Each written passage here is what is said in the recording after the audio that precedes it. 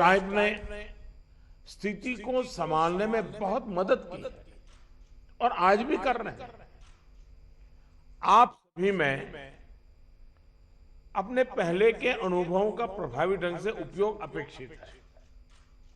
अब आप कल्पना कीजिए कि गत वर्ष इन दिनों में हमारे हाल क्या थे।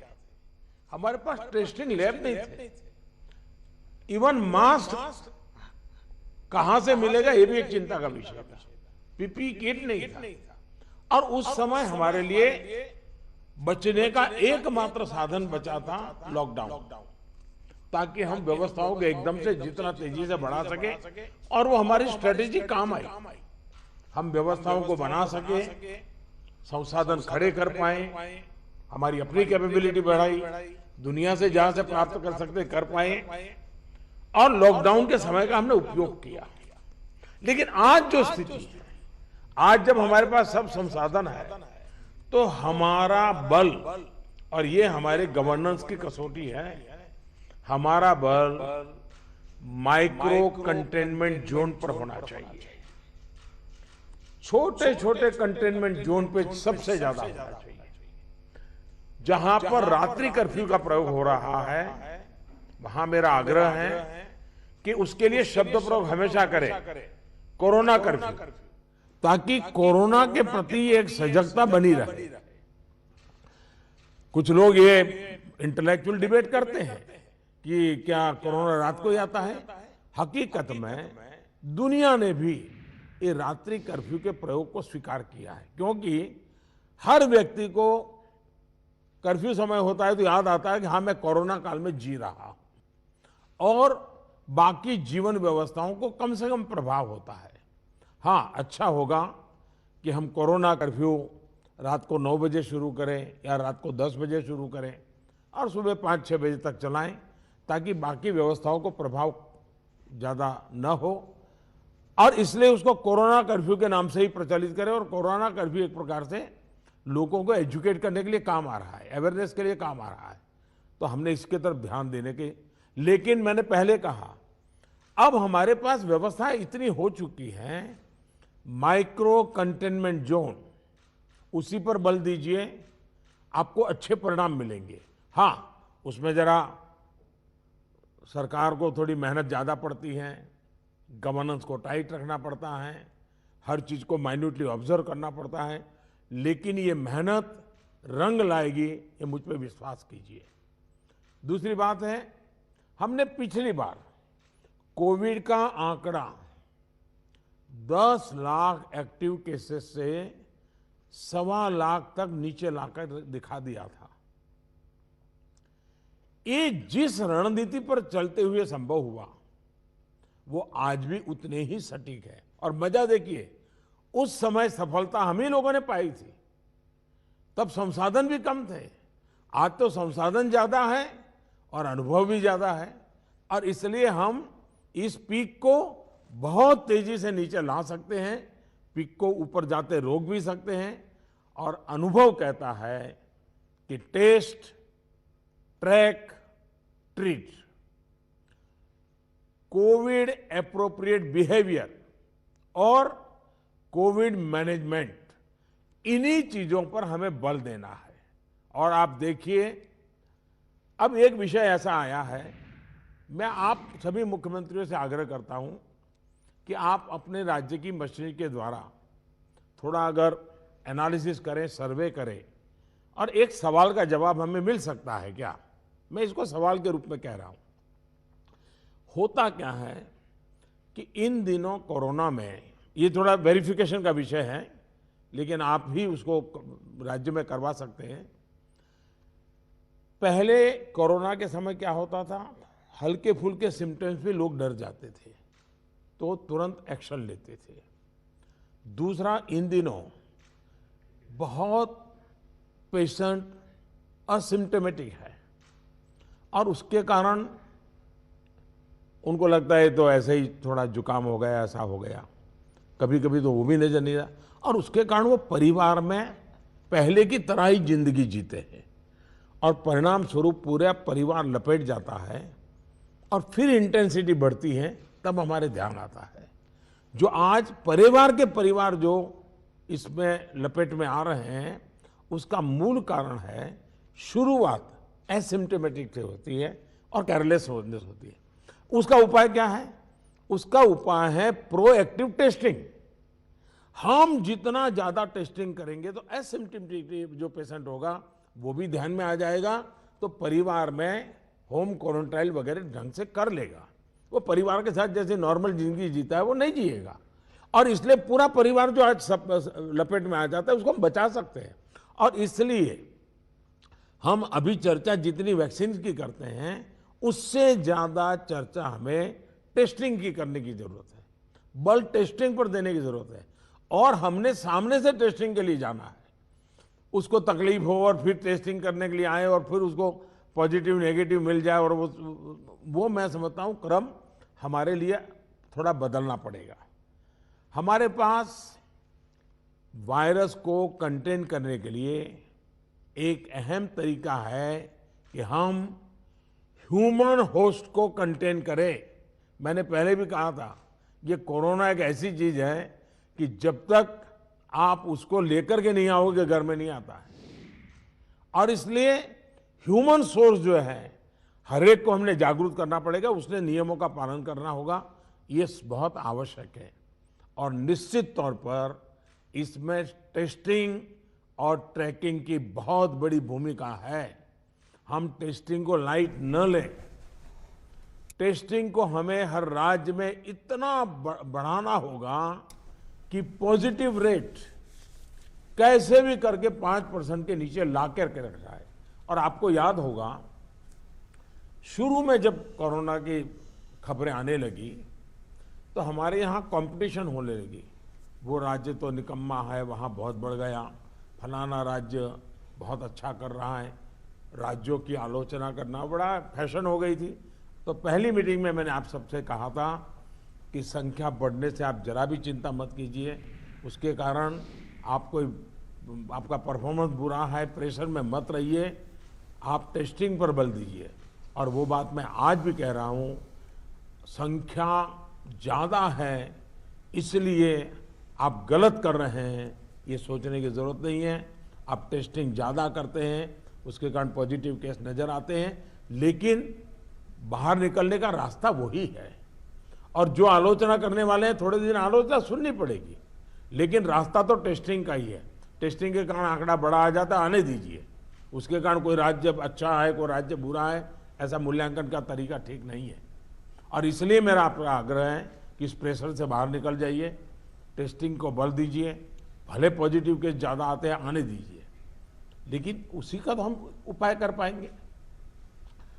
और हमारी टारगेट 70% 70% RT-PCR टेस्ट करने का है। कुछ जगह से मेरे पास खबर आई है, मैंने वेरीफाई नहीं किया है, कि कुछ लोग जो RT-PCR टेस्ट कर रहे हैं उसमें जो सैंपल लेते हैं उसमें बहुत लेथार्जिक है, ऐसे ही मुंह के आगे ही से सैंपल ले लेते हैं। ऐसा है, बहुत गहरे जाकर के सैंपल लिए बिना रियल रिजल्ट मिलता ही नहीं है। अगर आपने ऊपर ऊपर से ले लिया मुंह में थोड़ा सा डाल करके, तो जो रिजल्ट आएगा वो तो नेगेटिव ही आने वाला है। और इसलिए जब तक सुई को अंदर डाल करके सैंपल नहीं लेते हैं, जिन राज्यों में ये हो रहा है इसको रोकने के लिए कोशिश कीजिए। भले पॉजिटिव केस बढ़े, चिंता मत कीजिए, लेकिन पॉजिटिव केस होगा तो ट्रीटमेंट होगा, लेकिन वो नहीं होगा तो घर में फैलाता रहेगा, पूरे परिवार को, पूरे मोहल्ले को, पूरे टेनामेंट को, सबको लपेट लेगा। हमने पिछली मीटिंग में भी इस पर चर्चा की थी कि RT-PCR टेस्ट बढ़ाने की जरूरत है। और फिर मैं कहता हूं कि प्रॉपर सैंपलिंग और प्रॉपर होना चाहिए। आपने देखा होगा कुछ लैब सबको निगेटिव दे रही हैं, कुछ लैब सबको पॉजिटिव दे रही है, तो ये तो अच्छी चित्र नहीं है, तो कहीं कुछ कमी है। और ये गवर्नेंस के माध्यम से हमने चेक करना होगा। कुछ राज्यों को इसके लिए इंफ्रास्ट्रक्चर बढ़ाने की जरूरत होगी, लेकिन इसे जितनी तेजी से करेंगे उतना ही मददगार होगा। लैब्स में शिफ्ट बनाने की जरूरत करनी है, तो मैं समझता हूं इसे भी किया जाना चाहिए। साथ ही मैंने पहले से प्रारंभ में कहा, कंटेनमेंट जोन्स में टेस्टिंग पर हमें बहुत बल, जिस कंटेनमेंट जोन तय करें उसमें एक भी व्यक्ति टेस्टिंग के बिना रहना नहीं चाहिए। आप देखिए, आपको परिणाम फटाफट मिलना शुरू हो जाएगा। साथियों, जहां तक ट्रैकिंग का प्रश्न है, प्रशासनिक स्तर पर हर इन्फेक्शन के हर कॉन्टैक्ट को ट्रैक करना, ट्रेस करना और कंटेन करना, इनमें बहुत तेजी की जरूरत है। 72 आवर्स में कम से कम 30 कॉन्टैक्ट ट्रेसिंग से हमारा टारगेट कम नहीं होना चाहिए। एक व्यक्ति का खबर आया तो उसके 30 संबंधित लोगों जो भी मिले हैं उसको हमने करना ही पड़ेगा। कंटेनमेंट जोन की भी सीमाएं स्पष्ट होनी चाहिए, वेग नहीं होना चाहिए। पूरे के मोहल्ले, इलाके के इलाके, ऐसा मत करो। अगर 2 फ्लैट हैं, एक इमारत में 6 मंजिला है, तो फिर उतनों को ही करो। बगल का टावर है, उसको बाद में देखो। अदरवाइज क्या होगा कि हम सब के सब सरल मार्ग यही है कि मेहनत कम पड़ती है, ये कर दो। उस दिशा में मत जाइए। आप सब इस दिशा में सक्रिय हैं, बस हमारी सतर्कता में कोई कमी नहीं आनी चाहिए, यही मेरा आग्रह रहेगा। हमें ये सुनिश्चित करना है कि कोविड फटीग के चलते जमीन तक जाते जाते प्रयासों में सुस्ती किसी भी प्रकार से नहीं आने देनी है। कई राज्यों में कॉन्टैक्ट ट्रेसिंग को पीरियोडिकली क्रॉस चेक करने के लिए भी टीम्स बनाकर काम किया है।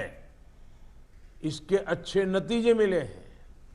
हम सबको ये भी अनुभव है कि जहां कंटेनमेंट जोन में हेल्थ मिनिस्ट्री की एसओपीज का, और मैं मानता हूं ये एसओपी बड़े अनुभव से तैयार हुई है और समय समय पर उसको अपग्रेड किया गया है, उस एसओपी का प्रभावी पालन हो रहा है, वहां बहुत अच्छी सफलता मिल रही है। इसलिए मेरा ये सुझाव जरूर होगा कि इस और विशेष ध्यान दिया जाए। साथियों, हमने चर्चाओं के दौरान अभी मोर्टालिटी रेट पर चिंता जताई। ये कम से कम रहे, इन पर भी हमें बहुत जोर देना है।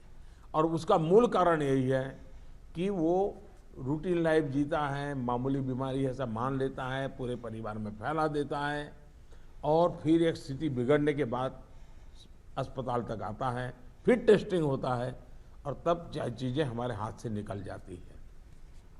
हमारे पास हर हॉस्पिटल में डेथ एनालिसिस की जानकारी होनी चाहिए।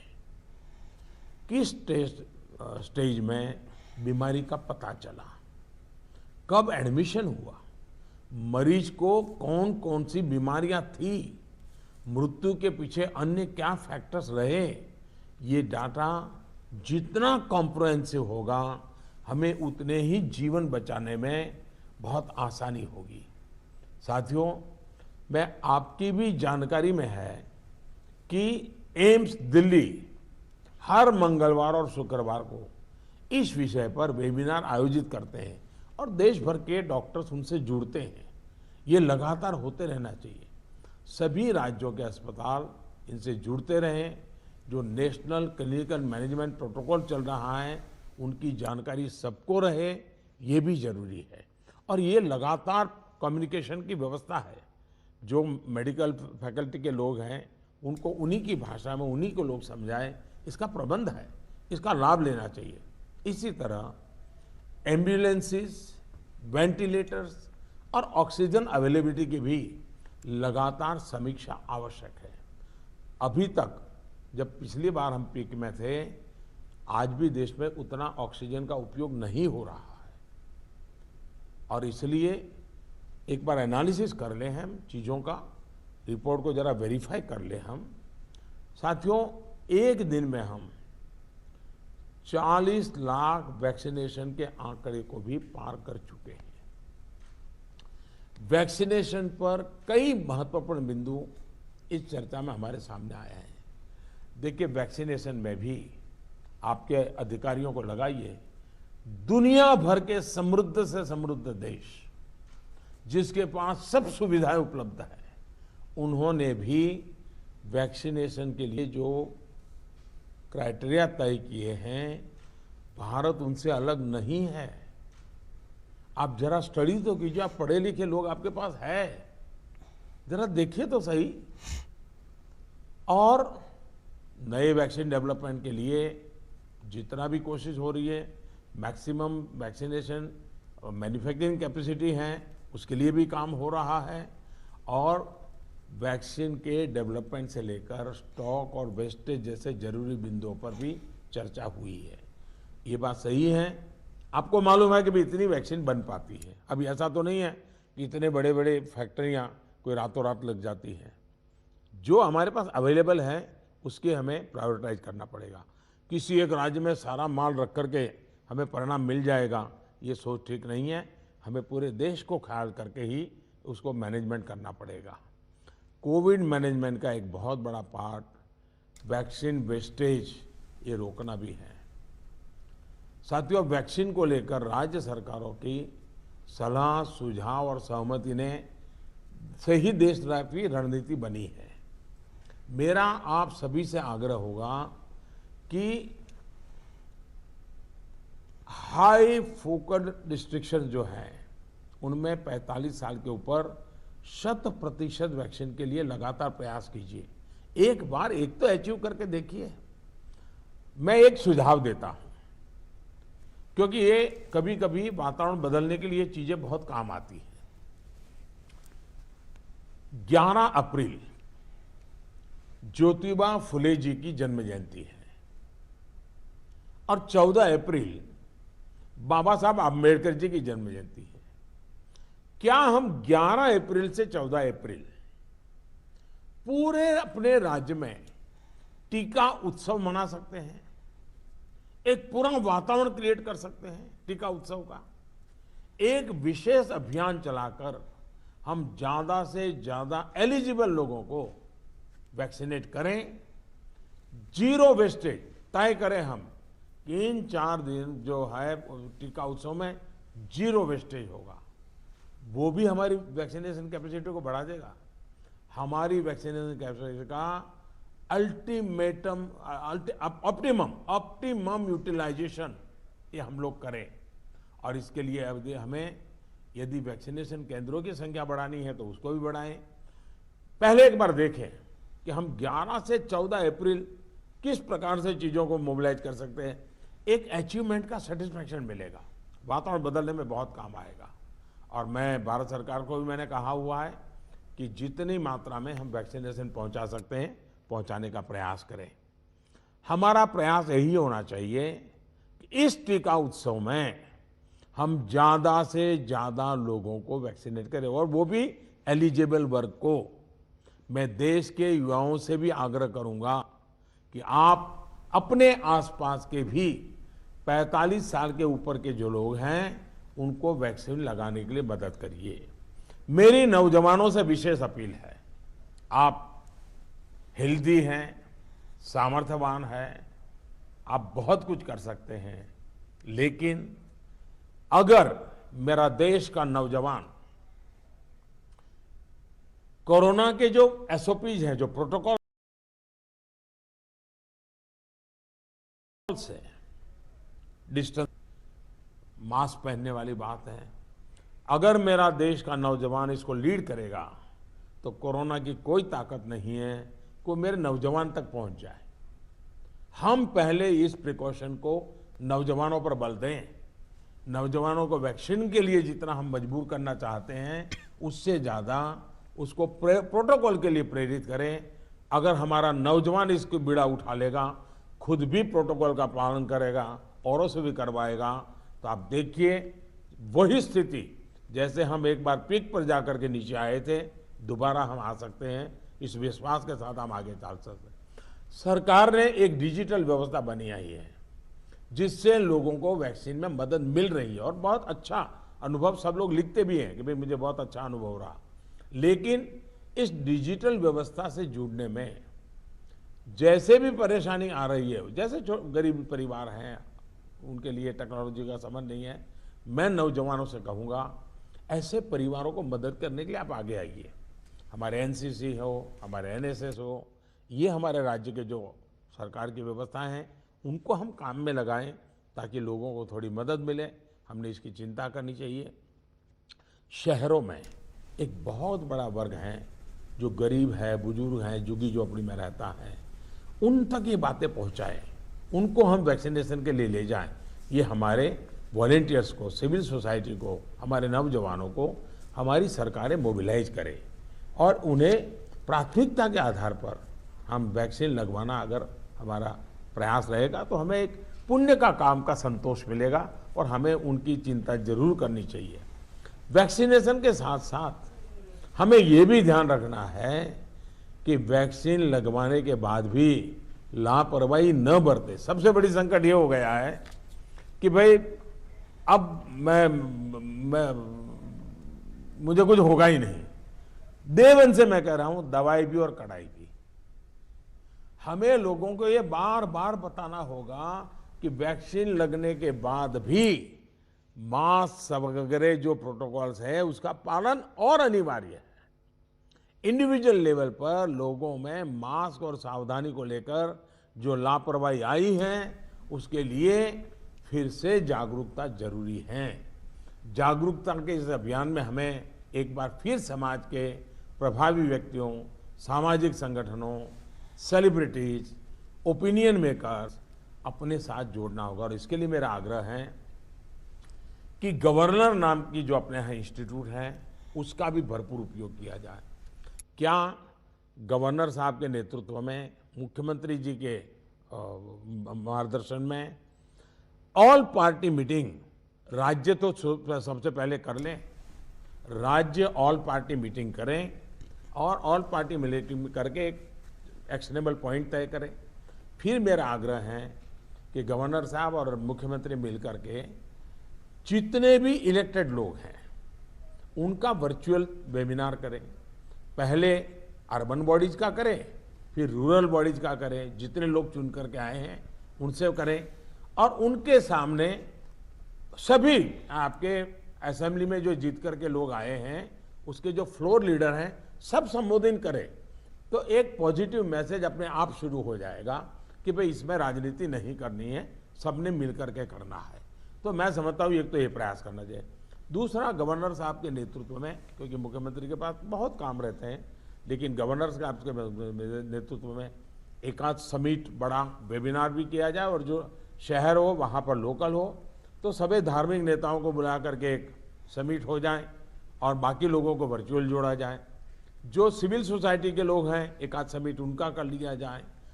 जो सेलिब्रिटीज हैं, लेखक हैं, कलाकार हैं, खिलाड़ी हैं, उनको एक बार कर लिया जाए। मैं समझता हूं कि ये गवर्नर के माध्यम से इस प्रकार के लगातार भिन्न भिन्न समाजों के लोगों को जोड़ने का एक मूवमेंट चलाया जाए और यही बात कि भाई आप इन प्रोटोकॉल का फॉलो कीजिए। हमारा क्या हुआ है, हम एकदम टेस्टिंग भूल करके वैक्सीन पे चले गए। वैक्सीन जैसे जैसे प्रोडक्ट होगी, जैसे जैसे पहुंचेगी हमने